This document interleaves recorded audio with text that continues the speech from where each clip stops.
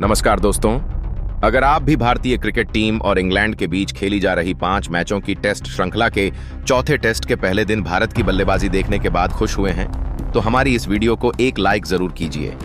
आज हमारी इस वीडियो का लाइक टारगेट सिर्फ 500 लाइक है, तो हमारी इस वीडियो को लाइक करना नहीं भूलिए।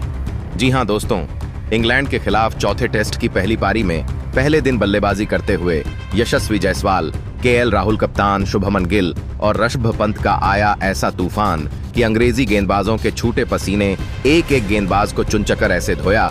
जी हां दोस्तों, आज की इस वीडियो में दिखाने जा रहे हैं आपको भारत और इंग्लैंड के बीच खेले गए चौथे टेस्ट मुकाबले के पहले दिन का पूरा हाइलाइट्स, साथ ही बताएंगे किस प्रकार भारतीय बल्लेबाज यशस्वी जायसवाल के एल राहुल, शुभमन गिल और ऋषभ पंत ने अंग्रेजी गेंदबाजों की धज्जियां उड़ाई हैं। तो आप इस वीडियो को अंत तक जरूर देखिएगा।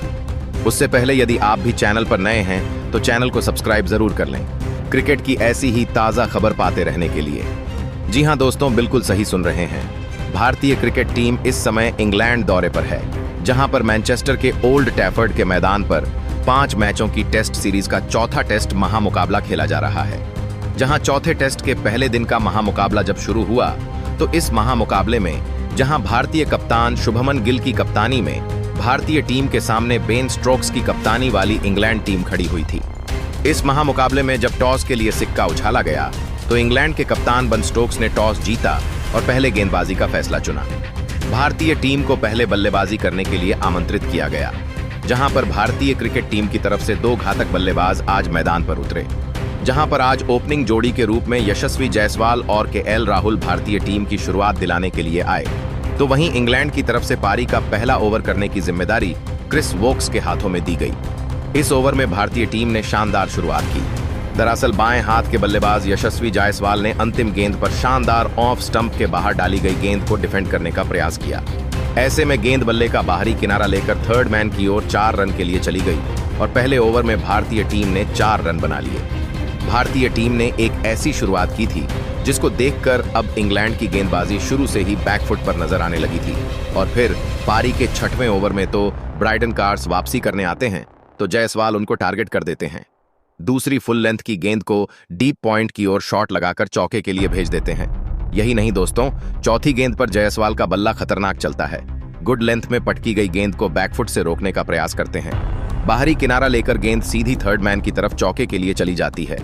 दोस्तों, एक बेहतरीन शुरुआत भारतीय टीम को मिल चुकी थी, जो कि कहीं ना कहीं इंग्लैंड को उसी के घर में बैकफुट पर धकेल रही थी। और आज भारतीय टीम की ओपनिंग जोड़ी ने यह कारनामा जो करके दिखाया वह सच में लाजवाब था, और देखते ही देखते दोनों बल्लेबाज भारतीय टीम को एक बेहतरीन शुरुआत दिलाते जा रहे थे।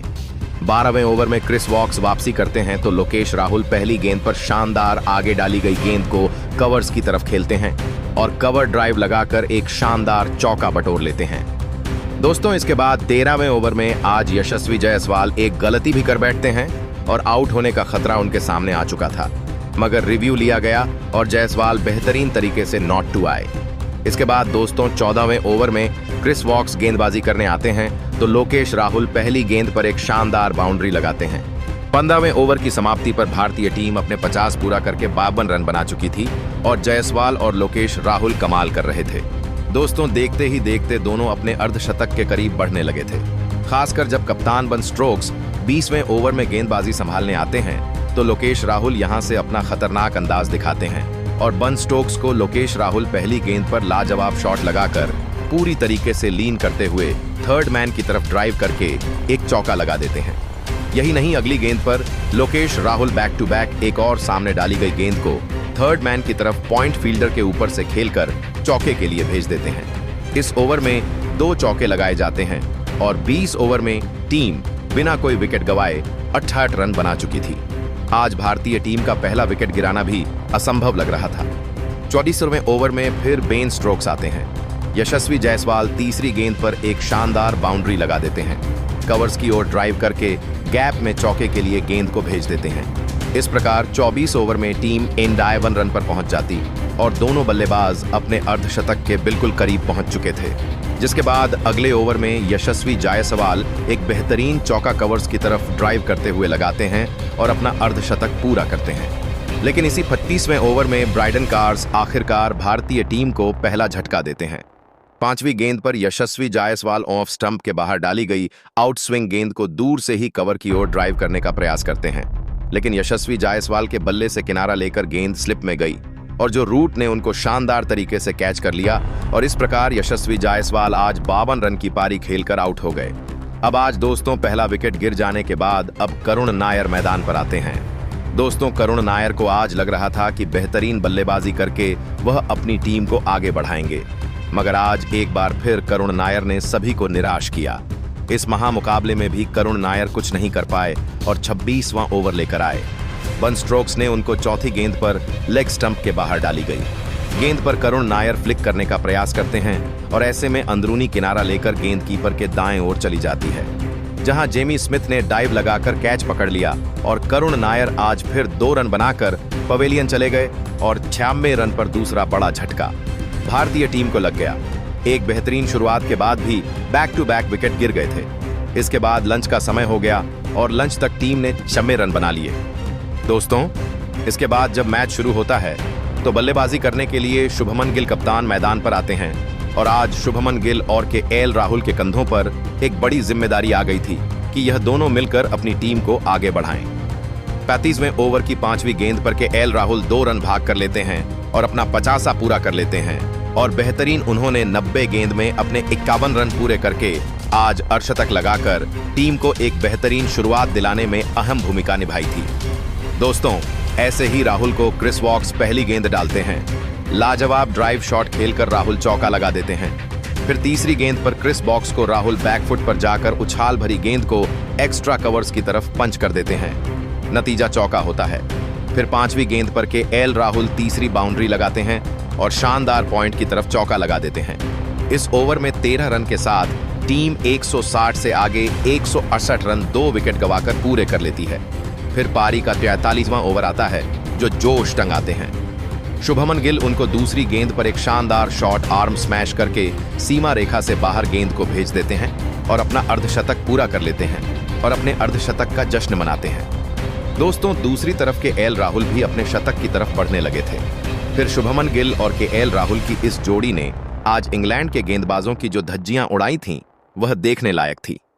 28वें ओवर में ब्राइडन कार्स आते हैं तो केएल राहुल उनको पहली गेंद पर शानदार कट शॉट लगाकर 4 रन के लिए गेंद को भेज देते हैं और इसके साथ ही भारतीय टीम अपने स्कोर बोर्ड पर 200 रन पूरे कर लेती है।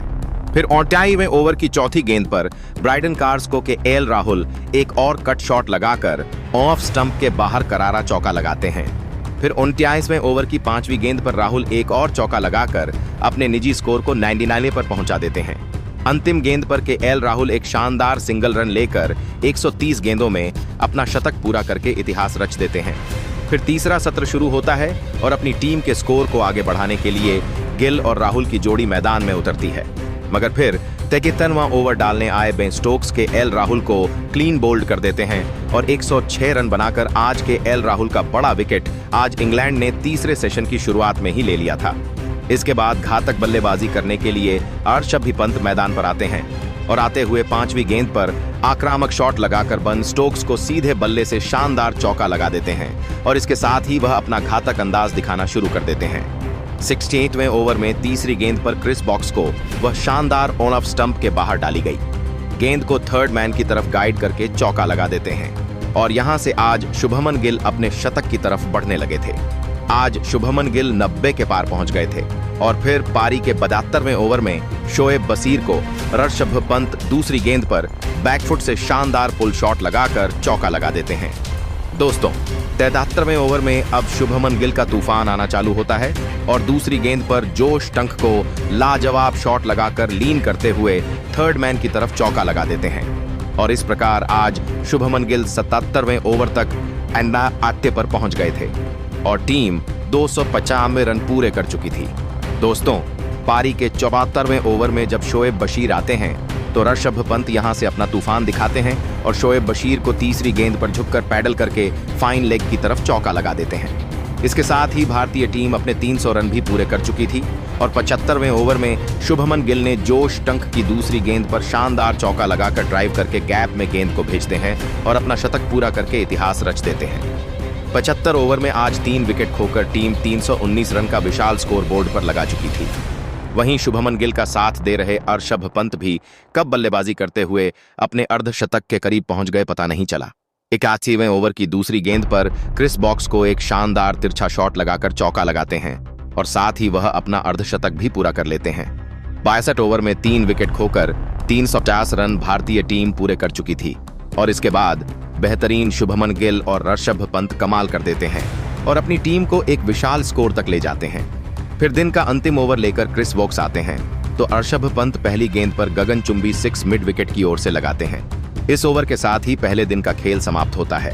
भारतीय टीम ने 3 विकेट खोकर 369 रन स्कोर बोर्ड पर लगा दिए हैं, जो कि 369 रन हैं। इंग्लैंड के खिलाफ पहले दिन भारतीय टीम का सबसे अच्छा स्कोर रहा है। आज इन्होंने जिस तरीके से बल्लेबाजी करके दिखाई, यशस्वी जायसवाल, शुभमन गिल, ऋषभ पंत और केएल राहुल ने, वह सच में लाजवाब रही। आज के दिन कप्तान शुभमन गिल ने जो कमाल का शतक लगाया है और नाबाद वह जमे हुए हैं। ऐतिहासिक रहा, भारतीय टीम ने 369 रन बना लिए हैं और अभी क्रीज पर ऋषभ पंत 102 गेंदों में 63 रन बनाकर जमे हुए हैं, जबकि कप्तान शुभमन गिल ने 131 रन 137 गेंदों में बना लिए थे। लेकिन दोस्तों, अब आपको क्या लगता है, भारत और इंग्लैंड के बीच खेले जा रहे चौथे टेस्ट मैच को कौन सी टीम जीतेगी? आप खुद नीचे कमेंट करके बताइए और ऐसी ही नई वीडियो के लिए हमारे चैनल को जरूर सब्सक्राइब करिए। धन्यवाद।